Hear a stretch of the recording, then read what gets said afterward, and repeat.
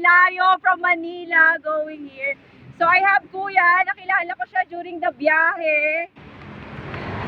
Pero bakit hindi mo alam, kuya? Ano pong pangalan nila, kuya? Ilang taon na tayo sa ganyang hanap buhay?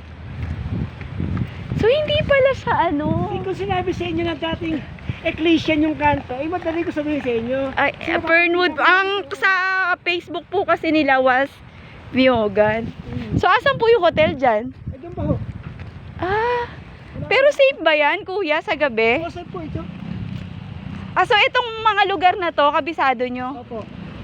Pero ibig sabihin, tubong ano ka, tubong Tagaytay, kuya? Opo, ito Tagaytay. Pero kung sinabi yung dating kanto Ecclesian, Hindi po kasi nakalagay sa ano nila. tapos kung sinabi niya pangalawang kanto ng yoga, tuturo ko agad sa inyo. Opo, anong pangalan natin, kuya? Tatay Mali po. Tatay Mali, ilan taon na po tayo sa ganyan trabaho? Ay, baka mga 3 dekada na ho. So, nakakapagtinda rin po kayo dito sa Fernwood? Ay, Kapag may ano... pupunta dyan sa Perwood na yan kasi dati kasi Ecclesian po ang lugar to, Ecclesian campsite. Ah, Mga nagre-retreat yung mga Born Again Christian sa loob na yan. itong lugar na Yun to. yung ginawang yun. Yung bago na lugar na yun. Baka yun ang pinalit na pangalan. Ah, okay. So, familiar po kayo na may hotel dyan? Ah, oo, diba? Tay, panoorin mo to ha, sa Madam UK channel. Bibigay ko po mamaya sa inyo. Arlene Biglang Awa.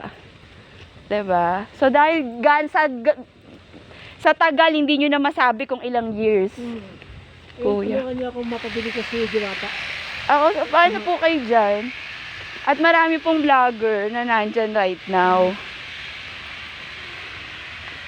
Opo. So, meron ba kayong kakilala dyan, Tay? Safe naman yan sa gabi, papunta doon. Safe naman. Probinsya.